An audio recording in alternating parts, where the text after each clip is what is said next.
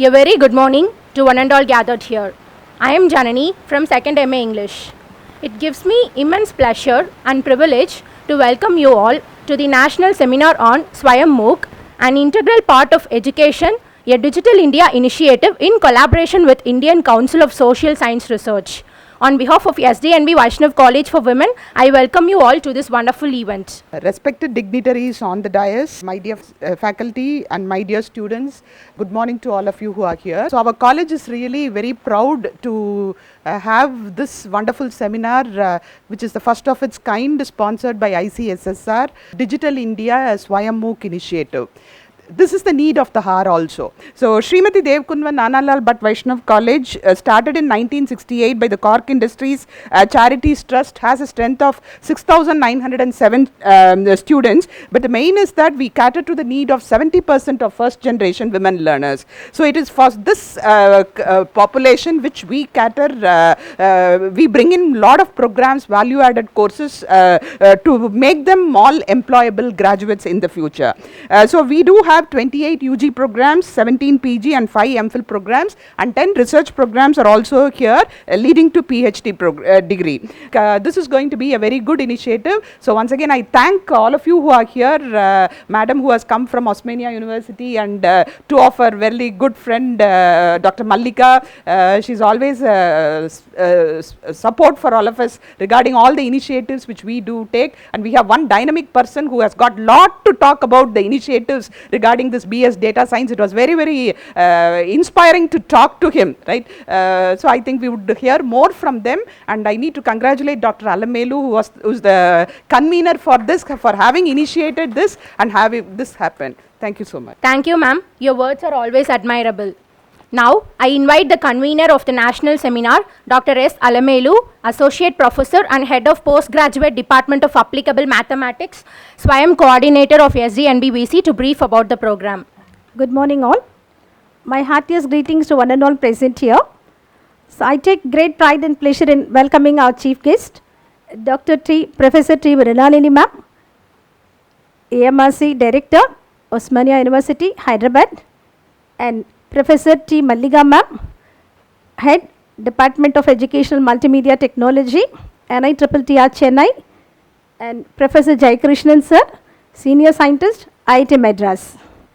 And our Principal ma'am, Dr. Mrs. R. Geeta, and our Vice Principals, Dr. Mrs. Lekha ma'am, Dr. Mrs. Mahishashura Mardini, Dr. Mrs. Victoria, and Session Chairs, Dr. Mrs. C.P. Sumati, Dr. Mrs. R. Vijaya ma'am, Head Department of Mathematics, and our session observers, Dr. Mrs. Shivashankari, Department of English, Dr. Mrs. Archana, Department of English, Dr. Mrs. Padma Vilasani, Department of Tamil, Dr. Mrs. Lakshmi, Department of Tamil, and Dr. Mrs. Senju Lakshmi, Department of Tamil, and Dr. Mrs. Eril, Department of Hindi, and all the faculty members of our college and from various institutions, and all the attendees who have come here to attend the seminar.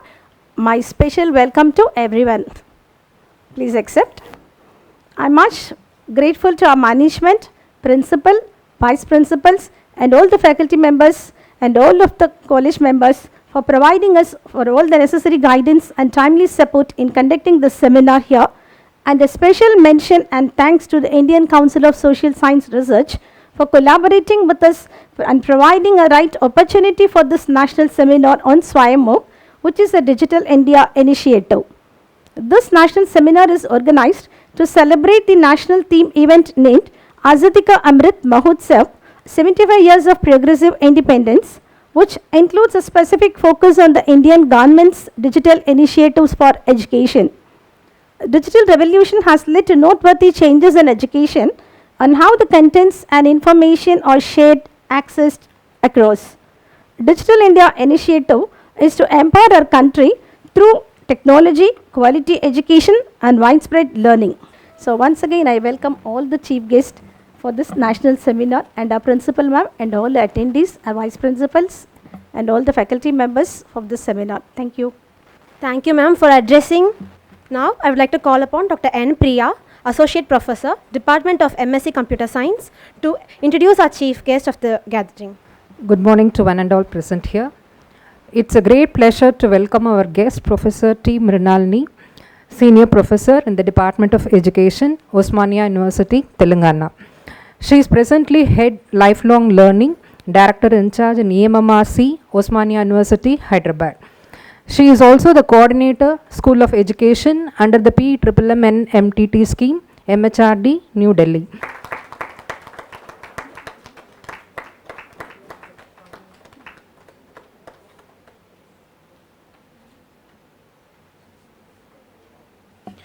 I request Dr. Mahishasura Mardini, Vice Principal Shift 1, to felicitate Dr. P. Malliga, Professor and Head, Department of Educational Multimedia Research and Technology, NITTTR, Chennai. First, Dr. C.P. Sumati, Associate Professor and Head, Department of Computer Science, to felicitate Professor Jayakrishna, Senior Scientist, NPTEL, IIT Madras.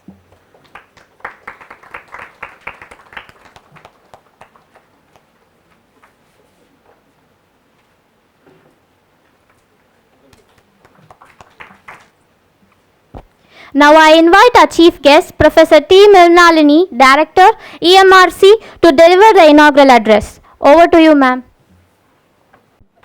Very honestly, my journey into this technology is very little when compared to them. Maybe they would be more contributory for you to learn, but my whole ideas will be thrown towards EMRC side, because that is the area where I took over last 1.5 year as an in-charge director at EMMRC. Earlier we used to call, now EMRC we are calling, Educational Multimedia Research Centers. These centers, all of you know, they take up Swayam programs, that is online Moocs programs they are taking up on Swayam platform. They are the other co-partners who are sitting with you.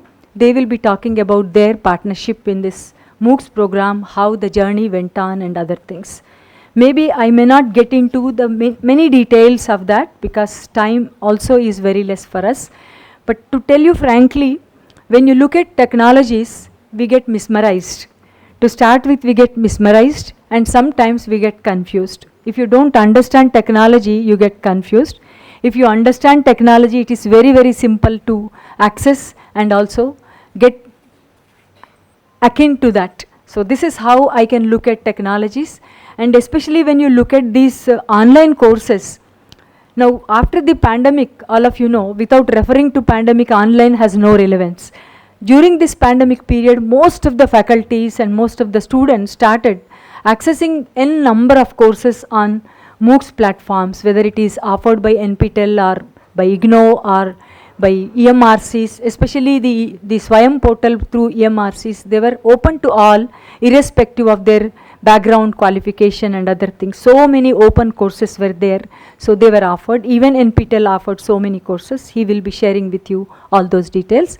So there during pandemic, many people started, accessing them and then enrolling into that. If you look at the figures in the guidelines of Moocs, you understand not even 50% or 40% could complete the courses after enrolling into these online courses. That was the scenario during that pandemic, because they were taking enrollment, they were downloading the material. I should not reveal that secret to you. They were downloading the material, keeping safe all the material in their stacks, and then some of them were continuing with the course, some of them were dropping out in between the course, some of them were going till the last journey point, taking a certification. So when you look at the certification and enrollment, especially on EMRCs I'm talking about, maybe NPTEL it may be very good, the response and also certification may be almost on par because of the popularity of the data science and other courses which are very popular engineering courses, and especially it is offered by IIT, so it has its own charm of getting a quality of IITian education system or IITian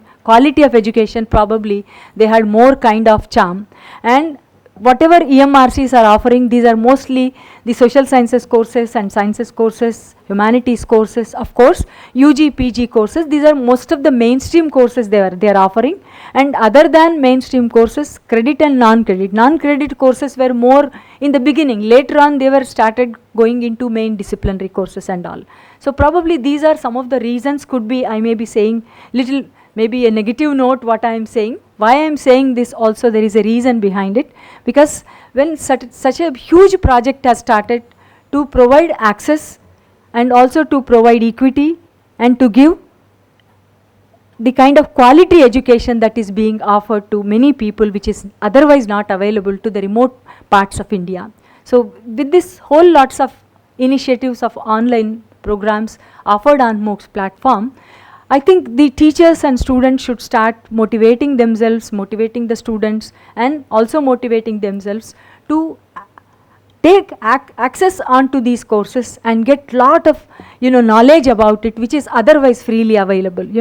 Otherwise you have to spend lot of money and time. This is again, there is no need of any time. It is irrespective of your time, any time, anywhere kind of. Such a huge flexibility we have, such a huge number of courses we have at no cost. There is no need to pay any money, and nobody will question you like whether you have attendance or not. Even if you drop out, nobody will question you. In a mainstream course, if you drop out, you have to lose the course. You can come back, next session you come back and take it up again. You can enroll and take it up again. So such a kind of huge flexibility we have, and quality, product we have with us, the education we have with us. So when such kind of things are available, why not we motivate our teachers and students to get an access to such kind of quality education which is flexible and freely available to 24/7. The access is 24/7. He was saying in the evening we offer most of the courses. These courses, some time schedules are there, of course. They will offer, there will be enrollment time, there will be duration, 8 to 12 weeks duration time will be there. All these mandates are there. But in spite of that, we have enough flexibility in these kind of online courses. Anytime, anywhere kind of things. You don't need to go anywhere. Like you are all here sitting in the college and you have to show your attendance, 75%, 80% attendance. Only then you are allowed to go for the examination. Here also credits means you have to attend online course, not face-to-face course, but online course. If you fulfill those credits, yes, you can really go for the examination. Certification will be done by different stakeholders or the co-partners on MOOCs, whoever offer the course, whether it is an university, coordinators or organizations or colleges, whoever are coordinating that. I will go in a very systematic way, because if I say like this, maybe you get confused with what I am talking, because I am talking from EMRC mode point of it. So before going into the MOOC or whatever Swayam is doing, especially by EMRCs, apart from MOOCs courses, there is also Swayam Prabha which is happening. Like earlier we had 32, now 34 channels they picked up. Schools around 12 channels which they have added even early stages of the school, right from class 1 onwards, 12th standard they are giving.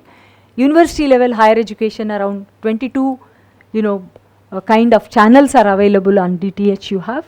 So all these channels are offering almost all courses you have, whether you take it in terms of social sciences, technology, humanities, languages, whatever you want, it is available to you on these channels freely 24/7. Anytime you can access them, and they are available on those channels through the satellites. So you have the access to all those videos which are posted on that, which highly expertised resource persons who present these videos, and this whole process will be done by all these coordinators who are co-partners on the MOOCs platform.